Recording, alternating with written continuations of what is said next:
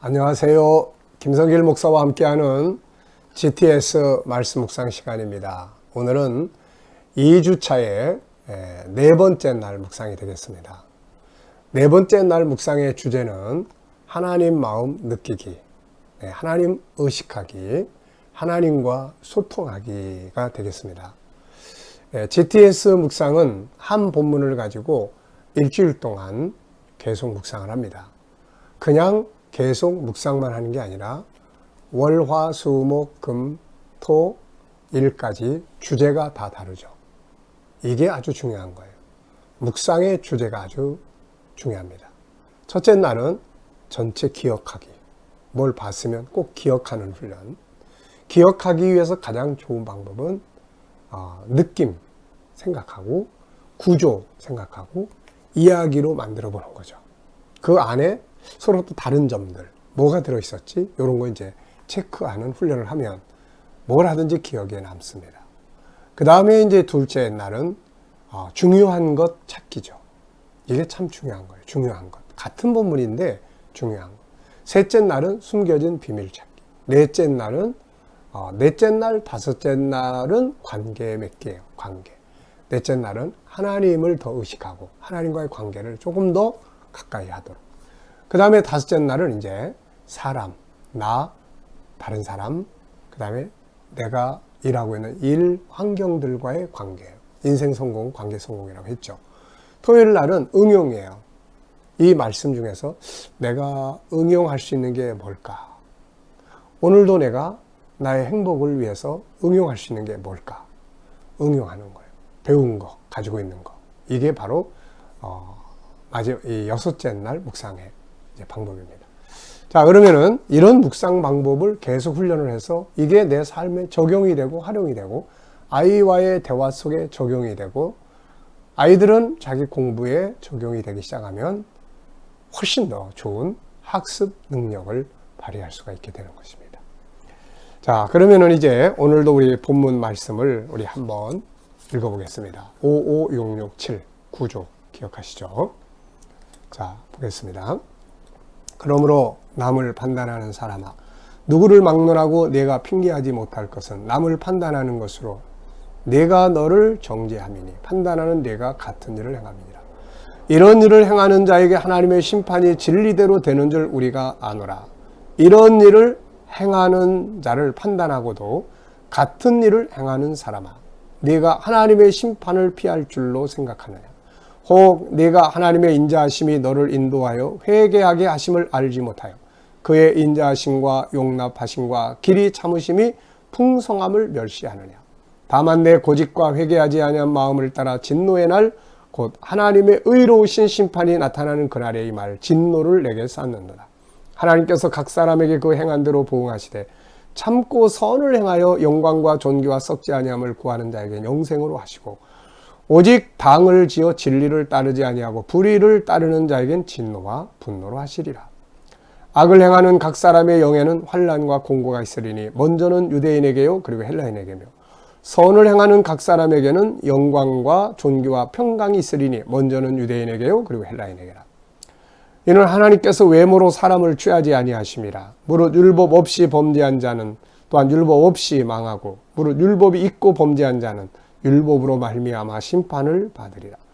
하나님 앞에서는 율법을 듣는 자가 의인이 아니요 오직 율법을 행하는 자라야 의롭다 하심을 얻으리니 율법 없는 이방인이 본성으로 율법의 일을 행할 때에는 이 사람은 율법이 없어도 자기가 자기에게 율법이 되나니.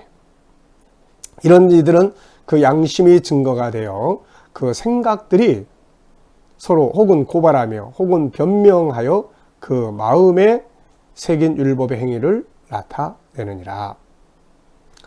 곧 나의 복음에 이른 바와 같이 하나님이 예수 그리스도로 말미암아 사람들 은밀한 것을 심판하시는 그날이라. 유대인이라 불리는 네가 율법을 의지하며 하나님을 자랑하며 율법의 교훈을 받아 하나님의 뜻을 알고 지극히 선한 것을 분간하며 맹인의 길을 인도하는 자요 어둠에 있는 자의 빛이요 율법에 있는 지식과 진리의 모본을 가진 자로서 어리석은 자의 교사요 어린아이의 선생이라고 스스로 믿으니. 그러면 다른 사람을 가르치는 네가 내 자신은 가르치지 아니하느냐? 도둑질하지 말라 선포하는 내가 도둑질하느냐? 간음하지 말라 말하는 내가 간음하느냐? 우상을 가증히 여기는 내가 신전 물건을 도둑질하느냐? 율법을 자랑하는 내가 율법을 범함으로 하나님을 욕되게 하느냐? 기록된 바와 같이 하나님의 이름이 너희 때문에 이방인 중에서 모독을 받는도다. 네가 율법을 행하면 할례가 유익하나 만일 율법을 범하면 내 할례는 무할례가 되느니라. 그런즉 무할례자가 율법의 규례를 지키면 그 무할례를 할례와 같이 여길 것이 아니냐. 또한 본래 무할례다가 율법을 온전히 지키면 율법 조문과 할례를 가지고 율법을 범하는 너를 정죄하지 아니하겠느냐. 무릇 표면적 유대인이 아니요 표면적 육신의 할례가 아니니라. 오직 이면적 유대인이 유대인이며 할례는 마음에 할지니 영에 있고 율법 조문에 있지 아니한 것이라. 그 칭찬이 사람에게서가 아니요 다만 하나님에게서니라. 아멘. 자, 이제 오늘쯤 되면 그래도 내용 전체가 내 안에서 이제 기억이 조금씩 나게 될 때가 됩니다. 네. 자, 그러면 이제 오늘도 우리 4일차 하나님 마음 느끼기, 그리고 그 옆에 관계의 질서라는 말을 써놨습니다. 창세기 1장 27절로 31절. 하나님이 천지 만물을 창조하실 때 우리 사람들에게 행복의 질서를 만들어 주셨어요. 그게 관계예요, 관계. 그래서 27절에는 두 가지 관계가 들어있어요. 하나님이 우리를 하나님 형상대로 만들었기 때문에 우리도 하나님과 같은 영이 있어요. 그래서 내 영과 하나님의 영이 하나 되는 것. 이게 첫 번째 중요한 관계. 여기 성공해야 돼. 영적 관계죠. 그 다음에는 내 영과 나와의 관계. 이게 두 번째 관계. 그 다음에 28절에서는 이 생육 번성하고 그래서 가족과 사람들과의 관계. 네 번째는 하늘, 땅, 바다 다스려라. 이 모든 만물과의 관계예요. 이 관계를 잘하는 방법들을 훈련하는 것이 인생 성공의 비결이다. 그러면 이제 29절에 열매를 얻잖아요. 그리고 31절에 보면 하나님 보시기에 좋은 삶이 이루어지게 됩니다. 모든 것은 관계에 있다는 것을 기억해 두시기 바랍니다. 자, 첫 번째 질문입니다. 오늘 본문을 읽고 나서 느껴지는 것. 읽다 보면 가장 마음에 와 닿는 내용들이 있어요. 그래서 저는 오늘은 23절의 내용이에요. 이게 굉장히 묵상할수록 아주 의미가 깊습니다. 율법을 자랑하는 내가 율법을 범함으로 하나님을 욕되게 하느냐. 난 기독교인이야 라고 이야기하잖아요. 근데 기독교인인 네가 기독교의 말씀을, 진리를 범해. 말씀대로 안 살아. 그래서 하나님을 욕되게 하는 거예요. 야, 저 뭐 기독교인들 형편없네. 이렇게 되는 거예요. 그래서 우리 신앙인들은 내가 믿는 하나님에 대한, 내가 믿는 성경에 대한 진리에 대해서 책임감을 가져야 돼요. 하나님 욕되게 하지 말아야 되잖아요. 그런 부분에서 야곱이 같은 인물은 참 본받을 만해요. 야곱은 인생을 선택해야 될 때, 에서와의 관계에서 선택해야 될 때 물질이냐 하나님이냐를 선택을 하죠. 세상적인 자기 삶이냐 사명적, 메시아 인류 구원의 역사를 감당하는 사명적 인생이냐, 그쪽을 선택했어요. 그래서 장자권을 산 것이죠. 장자가 그 일을 할 수 있으니까요. 그래서 이제 아브라함의 하나님, 이삭의 하나님이 나의 하나님이 된 거예요. 이제 아브라함은 하나님을 형한테 산 거예요. 하나님, 자기 하나님으로 삼겠다고. 에서는 뭐 물질적인 사람이니까 사냥 좋아하고 그냥 들로 산으로. 하나님이 누구 하나님 되거나 말거나 별 상관이 없는 거죠. 야곱은 하나님을 선택했어요. 이것 때문에 형의 미움받고 삼촌집에 망명을 갔어요. 그 집에 가서 어떻게 살았습니까? 내가 선택한 하나님, 그 하나님을 욕되게 하지 않으려고 야곱은 밤잠 안 자고 정직하고 부지런하고 성실하게 일을 했어요. 왜냐하면 그 삼촌이 이방신을 섬기는 자잖아요. 이방신을 섬기는 사람 앞에서 하나님을 믿는 자가 하나님을 욕되게 하지 않게 하려고 그렇게 살았단 말이에요. 그랬더니 그게 성공을 하게 되는 거예요. 그렇게 사니까 일이 잘 돼. 하나님이 또 그 하는 일을 열매 맺게 만들어 주셔. 그러니까 그 집 주인인 삼촌이 나중에 야곱이 떠난다고 그러니까 가지 말고 같이 일하잖아요. 이게 바로 우리 그리스도인들이 살아가야 될 삶의 방식입니다. 두 번째 질문이에요. 다른 사람들을 항상 비판하고 판단하는 자를 보실 때 하나님 마음은 어떠하실까? 항상 남의 잘못을 비판하고 판단하고 그거 보면 하나님이 속상하시죠. 야, 너는 그렇게 예수님의 희생과 사랑과 용서를 듣고 배웠으면서도 왜 그렇게 남의 허물이 조금이라도 있으면 그거 못 들춰내가지고 애를 쓰냐? 하나님 속상해하실 것 같아요. 자, 반대로 다른 사람의 잘못이 나타날 때 가려주고 오히려 좋은 점을 찾아서 칭찬하고 격려를 해줘. 막 옆에서 누가 딴 사람 비판하려고 그럴 때 아니야. 그 사람한테는 그보다 더 좋은 점들이 있어. 이런 모습을 보면 하나님이 얼마나 기뻐하시겠어요. 네. 세 번째입니다. 죄를 짓고도 고집을 부리며 회개할 줄 모르는 사람을 보실 때 하나님 마음 어떠하실까? 이 로마서는 1장, 2장, 3장까지 죄를 지적해요. 죄. 여기서 꼭 기억하실 게 있다고 그랬죠. 죄를 깨닫는 것은 아주 소중한 거예요. 근데 깨달은 뒤에 자기 학대 쪽으로 갈 거냐, 자기가 책임지려고 하는 거예요. 십자가를 의지할 거냐, 예수님을 의지하는 거예요. 그러면 자유하게 되고, 죄 지은 걸 깨달았는데 아유, 나 같은 것 살 자격도 없어. 이러면은 안 되는 거예요. 죄를 깨닫는 데는 아주 중요한 거예요. 그래서 먼저 우리 바울 사도는 죄를 자꾸 일깨워줘요. 너 이렇게 사는 게 죄야. 그래? 나 그거 몰랐는데? 그럼 이제 어떻게 해야 돼? 아유, 나 같은 죄인은 하나님 가까이 갈 자격이 없네. 그리고 이제 멀어져 버리고 자기 학대하고 이러면 안 되는 거예요. 바울이 죄를 일깨워주는 이유는 십자가를 바라보고 십자가 앞으로 가도록 하기 위한 것입니다. 그래서 우리가 죄를 느끼고 깨달을 때마다 빨리빨리 십자가를 바라보고 그래서 나에겐 주님이 필요해요. 당신이 필요합니다. 이거를 반드시 기억을 하셔야 돼요. 자, 그래서 죄 짓고 고집 부리고 회개할 줄 모르면 결국은 죄의 결과들을 만나게 되죠. 솔로몬 같은 경우도 하나님 2번씩 권고했는데 안 듣잖아요. 이스라엘 백성들이 죄 지면 하나님 항상 선지자들을 보내서 그렇게 하지 마라, 돌아와라, 돌아와라. 그런데 안 들어요. 그래서 결국 나라가 망하고. 왜? 죄는 결국 망하는 길로 가기 때문에 그런 겁니다. 반대로 잘못을 뉘우치고 회개하는 사람을 보시면 하나님 마음 어떠하실까? 굉장히 기뻐하시죠. 야, 너 회개해도 소용없어. 너 잘못된 거 벌 받아야 돼. 하나님 그렇게 안 해요. 언제든지 용서하시고 품에 안으시고 탕자의 비유에서 예수님이 설명한 내용 한번 보세요. 탕자가 돌아오니까 이 나쁜 놈, 넌 왜 들어왔어? 너 벌 받아야 돼. 이거 안 했잖아요. 아들. 다시 사랑하고 다시 그에게 필요한 모든 풍성함을 주고 가락지를 끼워주고 이게 하나님의 사랑입니다. 그래서 언제든지 우리는 잘못을 뉘우치고 돌아오면 하나님이 제일 좋아하세요. 네 번째입니다. 하나님은 선을 행하는 자들에게 영광과 존귀와 평강을 주신다고 말씀했어요. 이게 참 중요한 거예요. 죄의 요소는 불행하게 만들어요.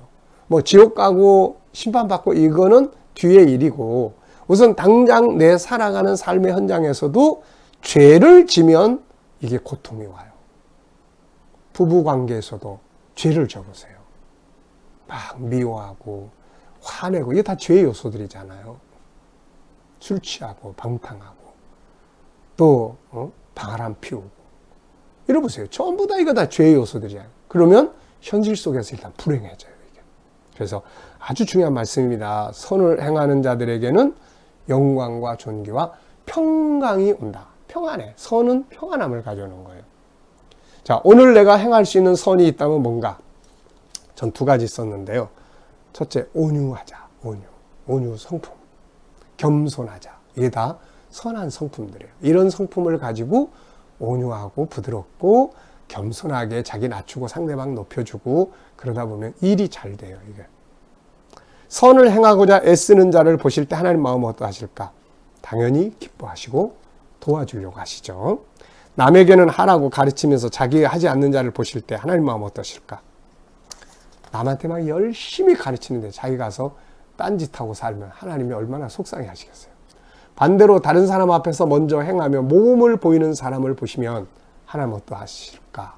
당연히 기뻐하시고 복을 주시죠.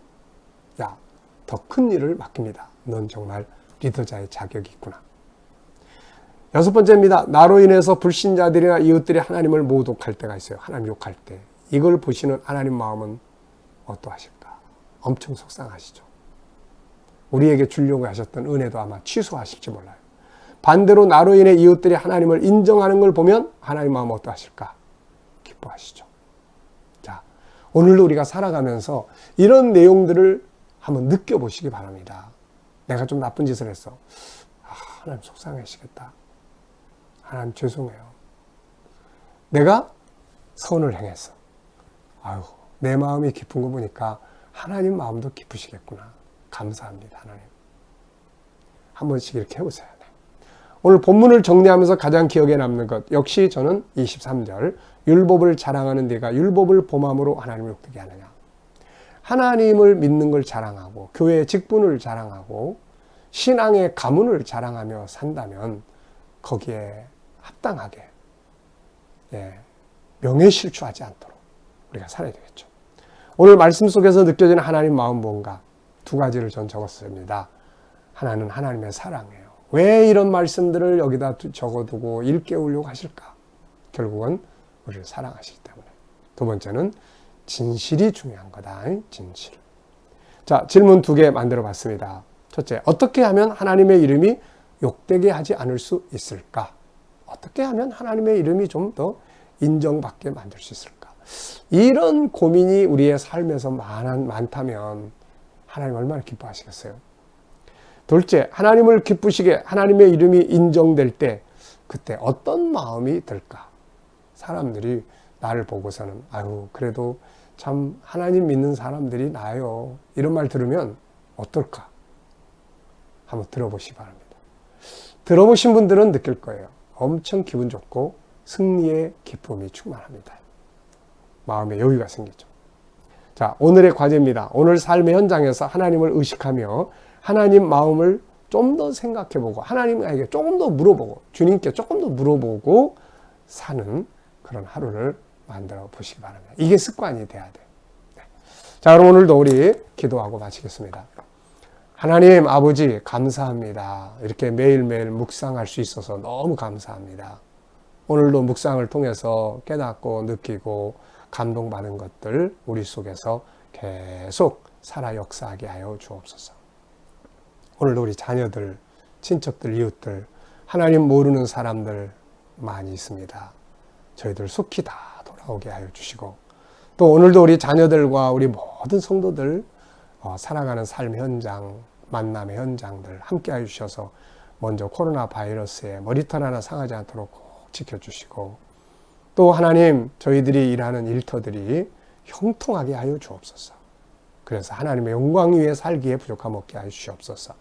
이 나라와 민족을 붙들어 주시고 하나님 이 나라의 지도자들에게 지혜와 명철을 주셔서 잘 이 나라를 이끌어가게 하시고 특히 이 땅에서 코로나 바이러스가 하나님 속히 소멸되게 하여 주시옵소서.